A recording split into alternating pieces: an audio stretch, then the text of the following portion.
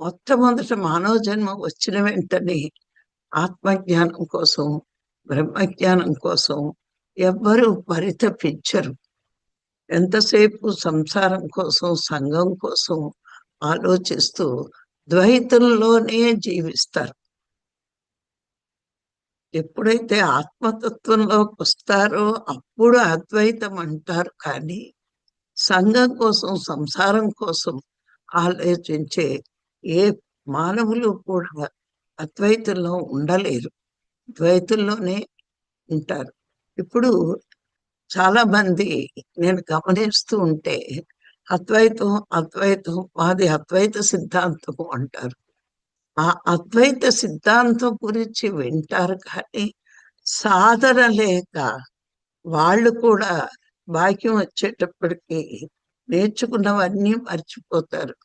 ఎప్పుడైతే సాధనలో స్థితమవుతారో ఆ ఆలోచన మారుతూ ఉంటుంది. లేకపోతే సాధన లేని వారు ఎన్ని విన్నా, ఎన్ని చదివినా నీటి మీద అక్షరాలు రాసినట్టే విన్నప్పుడు, చదివినప్పుడు మరి అవి అర్థమైనట్టుంటాయి కానీ అవి మన చిత్తంలో స్థితం అవ్వవు. అందుకే సాధన చేసేవాళ్ళు ఆ చిత్తంలో స్థితం చేసుకోగలుగుతారు. మరి మనం ఎన్నో జన్మల నుంచి ఈ ద్వైత వాసనలతో మరి మలిన సంస్కారాలతో, అంటే మలిన సంస్కారాలు అంటే నేను నాది అనే స్వార్థంతో, ఈర్ష్యతో, అసూయతో, ఇట్లాంటి గుణాలతో మనము వచ్చాము. వచ్చాక మరి పుణ్యము చేసు, పాపము చేసుంటాం. ఆ పుణ్యం వల్ల మనము జ్ఞాన మార్గంలోకి వచ్చాము.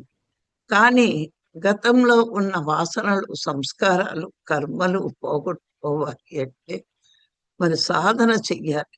చాలా మందికి కొన్నాళ్ళు సాధన చేసి ఏ ఫలితము లేకపోతే నిరుత్సాహము పడి నిస్పృహతో ఉండి సాధనని వదిలే పరిస్థితి రావచ్చు. నేను ఈ జర్నీలో చాలా మందిని అడుగుతూ ఉంటాను. కొంతమంది సాధన చేసినా మాకేం కనిపించట్లేదు, అందుకే మళ్ళా పూజలు భజనలోకి వెళ్ళాము అనుకుంటారు. పూజలు భజనలు ప్రత్యక్షంగా శ్రవణానందం కలిగించవచ్చు. మరి శాశ్వత ఆనందం సాధనలోనే వస్తుంది అని